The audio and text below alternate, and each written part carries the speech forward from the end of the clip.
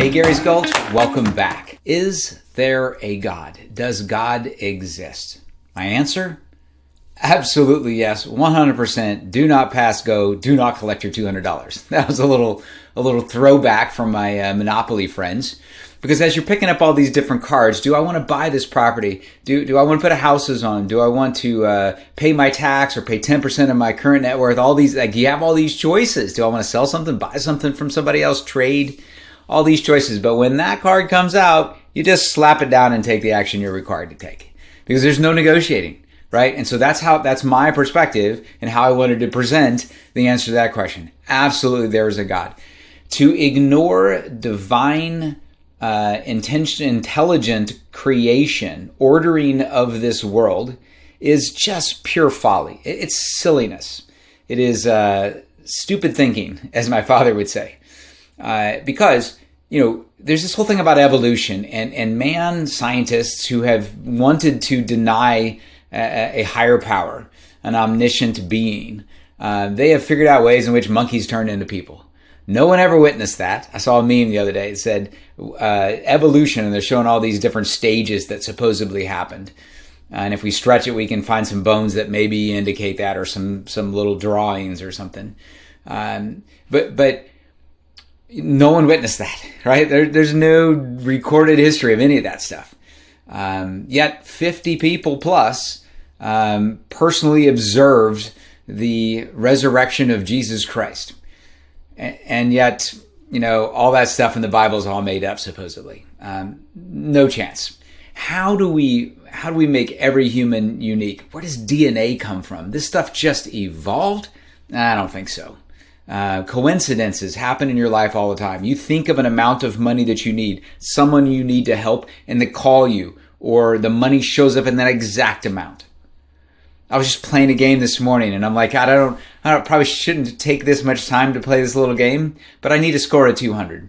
And I just feel like I want to score 200 today. It gets my day started off on a positive note. I got exactly 200, and then I got decimated in the game. So these things happen all the time. It is just silly to ignore all of the evidence that's right there in front of your face. And not only is it silly, it's dangerous for you, for all those around you, for our world to ignore that. Why? Well, what the famous Charlie Kirk said in part 1, and again, this is me meeting my commitment saying, hey, part 2 is coming out on Tuesday, and I have no doubt that my podcast team Podkick is going to help me out with that. But this is part 2, and this is digging a little bit deeper into, does God exist, and why is God's involvement in future humanity essential? And specifically with our country. And so you can see this resurgence coming all around us. So recently, in a speech just a couple days ago, President Trump said, a nation that prays is a nation that prospers. If you have a citizenship that is praying, that is looking towards God, that has a religious resurgence in the country, then that nation will prosper. Why did he say that? Well, I think there's good reason. Throwing back to Charlie Kirk from the last episode, if you didn't hear that one, stop this one, go back and listen to that one. It's a little bit longer. I apologize for that. This will be shorter. You can average them together and you're good to go in my typical 30-minute conversation or podcast. But back in that one, when he was giving the presentation, Charlie Kirk, he talked about Chesterton's quote. And the quote essentially was, if there is no God, people will worship anything. If there is no God, people will worship anything. That's not word for word, but that's essentially what he means. And you see that all around. You see it in the Bible. You see it in all kinds of old hieroglyphic sculptures and things on cave walls. Clearly, people worshipped all kinds of things. It's definitely documented in modern history how the Mayans had sacrificing of the young and just crazy stuff, right, to the, quote, gods. Gods that didn't make a ton of sense, right? The rain god, So it didn't make much sense. In the Bible, there's the parable or the story of the golden calf. When Moses went up the mountain and was gone for a period of time, and with his son, I believe, and they came back down, the town was partying and they had created a golden calf and they were worshiping the golden calf. and he reacted violently, and God guided him in that way to make sure that there is only one God, and that's why it's in the Ten Commandments. But the issue here is that if you can think up a God to worship, then you will worship anything, right? So if there's no God, people will worship anything. And we see it in modern day America. People worship the government. People worship a king. People will worship themselves in the mirror. And people worship material goods. And it is a very, very bad thing. And it leads to all kinds of immorality. Why? Because the word moral means that you are held to a higher standard by a higher being. And therein lies the problem of having a society that does not believe in divine, that does not believe in God. And that's also why, if you go back to the beginning of Charlie's story last time, that he talked about why the Americans won the revolution. Because they had a 10-year revival in religious belief in Christendom that the king did not know they had gone through. And that made all the difference in the world. It was David versus Goliath, and David had God on his side. Let's do a thought experiment, a little example. So why is killing people bad? Let's say that we get together and we decide we're going to build a new community on some island. And we get together and we say, okay, so what do we believe? And we find out that, as it turns out, all 10 of us on this island do not believe in God. We are not believers. And all we want is to live in a civil world so that we can trust each other and we can kind of be left alone and do our own thing. And so we decide things like don't steal from each other and ask others and employ each other, and you get to keep what you create, and things, kind of simple stuff that we brought with us from America and the developed world. And as things go along, it becomes inconvenient. You have a bad crop and you see your neighbor's got some good stuff, so you take his stuff. Even worse, a couple of your neighbors get into a fight and one has egregiously fouled the other and he kills him. Then everybody gets together and we say, okay, we have a problem. These rules aren't working. And you guys vote, or we all vote, and we decide, you know what, it's just not a big deal. We shouldn't have a capital punishment for killing somebody. Like, what's the big deal? That guy did harm him. It seems appropriate. We're fine. So we can start changing the rules. But there's nothing that holds you to task there's nothing that stops us from going beyond what we today think of as morally correct. They're held to a higher power. It is wrong. You ask somebody, why is it wrong? It's just not right to kill somebody. Well, why is that? If they don't believe in God, if they're not a Christian, they come to this stopping point. Well, that's the way it's always been. Why has it been that way? It's because in the West, our ideals, our morals, they're grounded, they're strengthened in natural law, right? And so we wrote our Constitution, our Declaration of Independence, indicating that natural laws exceed the laws of man.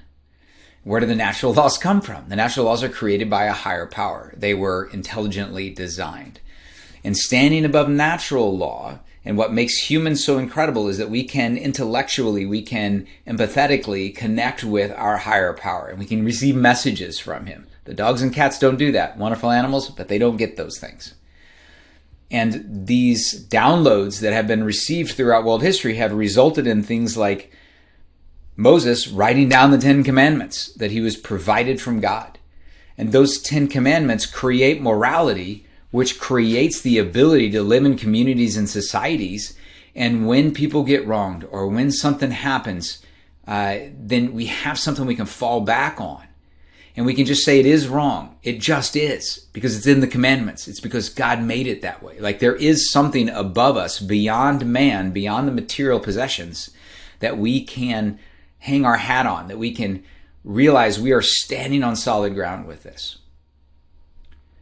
That's why morality matters. That's why having a God matters, because it creates morality, and it creates the ability for individuals who speak different languages to come together and operate under a set of like-minded rules, consistent rules.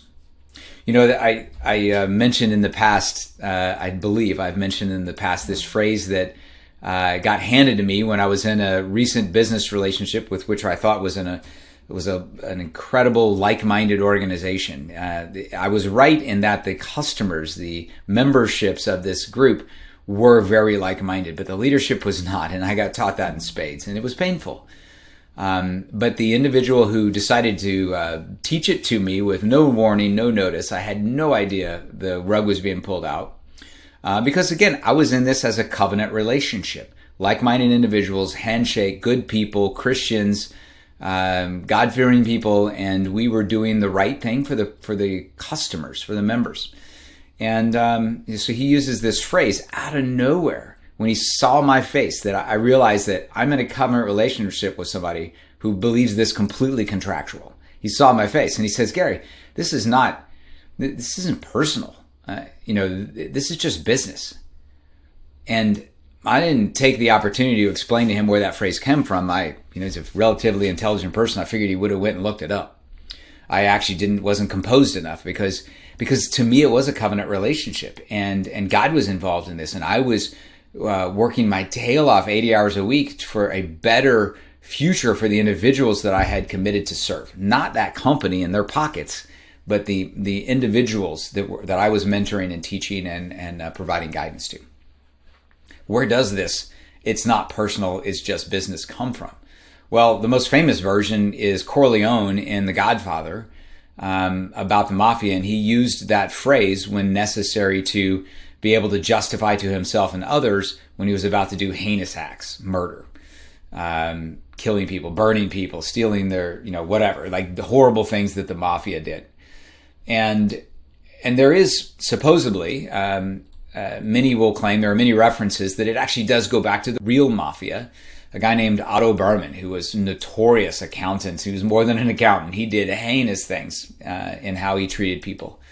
But the Corleone character, one of the main characters in The Godfather, he's telling one of his henchmen to go kill a police officer, an upstanding citizen, an amazing citizen in their city. And you can see that the guy was a little resistant, like maybe this isn't the right thing to do, or maybe I'm going to get in big time trouble for this. And so Corleone utters, it isn't personal, it's just business, right? And that's an indication that somebody in their mind, they are wired to be contractual. If there's $1 out there, I need to get it, not let him get it. There's none of this like win-win, pure abundance world that is there when you are God-backed Christian who understands that I'm in a covenant relationship. There's the other guy, and there's me, and then there's God. And if God was involved in this relationship, he wouldn't have said what he said. Ironically, this person also portrays himself as a big-time charity individual who is very religious and Christian. Yet I have come to understand that it's all a show. I know you have met people out there who peddle themselves as, being evangelists or Christians, and in the end, they're essentially just making a bunch of money so they can buy supercars and live a super wealthy life, because everyone is opening their pocketbook and pouring money upon them because they have bought into the somewhat shallow but somewhat intricately involved facade, which is that the person is doing all this to raise money for others. And it's just not the case, because you can't have this contractual versus covenant and not understand the difference there. If the difference doesn't mean anything to you, then you're not following God, and this is all a show to make yourself materially more wealthy. So I don't mean to make it about that, but I just want you to see a visual image, to hear a story, so that you can also pick this out as you go through life. People will say things. I have a friend who has lived in Texas for years, and we went through a syndication kind of scam together. And we were talking about oil people, and he said, Gary, sadly, I've lived in this, I've lived in this state for my entire life. And sadly, I can tell you that that's the trick. The good old slow-talking Southern Texas boy will talk you out of your money when he's nothing but a snake oil salesman that speaks Texas. So, my point here is that they come in all flavors, and it is one of our biggest temptations as humans that we get sucked up into worshiping something other than God and the divine. And that's also why you hear Mother Teresa, you see Mother Teresa serving others. You saw Jesus serving others. Being outwardly focused is something that is a pure way to go about your life. And the reason is to help others, but it is also very, very important that we can stay on that, stay abundantly minded, stay outwardly focused. I have a problem. Yeah, that's true. But let me focus on somebody else's problem right now, because it's my path to success. It keeps us from falling into the trap of just trying to get stuff for ourselves and being worldly worshiping, individual worshiping. The worst person we can worship is ourselves, and and think we deserve credit for all the stuff of that person we see in the mirror. And so I believe that is what President Trump meant when he said that a nation that prays is a nation that prospers. If we remember that we're doing this for others and we have a divine that we are beholden to, that we are accountable to, that we will always enter into relationships with other people with three parties involved: the other guy, yourself, and God. And that will cause us to follow the 10 Commandments and treat the other individuals as we want to be treated. Golden rule, all of those really, really important things that are in the Bible, and that will help us be good humans and therefore maintain a community, a society, a nation that is doing the right thing even when being spit in the face. And it will also ward off this crazy liberal socialist push that we're seeing. I mean, this guy Mamdani in New York City, oh my gosh, he wants to kill all of the infidels, and he's going to be in charge of our most vital city. I personally don't think it'll come to pass, but I also didn't think President Trump was going to lose the 2020 election, though, so I would not say take that to the bank. I just don't think it's going to come to pass. Speaking here in July of 2025, you can go back and fact check me on it and tell me the results when we get out there. But I don't see that one happening. Maybe it will, but if it does, he's going to have a really tough road to hoe there, in his battles with President Trump and the currently Republican federal government. So I hope that helps you as you go through life, as you go through your consideration of future deals, future contracts, future opportunities, to make sure that it is being approached from a covenant side. Yes, the written contract will be there. That's just, we have contract law in our country, so it is important that we do have things written down. It's required by our laws, sadly almost. But the nation is built based on a covenant relationship. And if you can go into contract law, it's kind of like in my industry, in the insurance industry, we have to operate from the perspective of doing the best fiducial responsibility that we can for the client. But there are things that are legal or ethically required, and then there is the right thing to do. And they're not inconsistent. It's just that compliance and ethics don't get you to where the right thing covenant approach will get you. They get you most of the way, but they don't get you all the way. I can be in compliance and still screw over the client to my own benefit. So, and then the last thing I want you to reflect on as you ponder this episode and maybe replay it, is that this is what I'm talking about when I talk about people who are liberals versus conservatives. It's not intended to be insulting.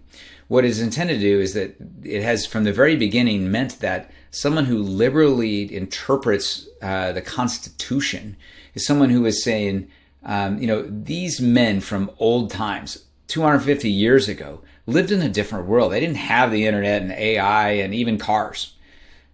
So they couldn't determine the decisions that we have now. They didn't give us guidance for this, and so we need to interpret what they say. And we're going to liberally interpret that, which means we'll keep a little bit of that Constitution thing, but it really doesn't apply today.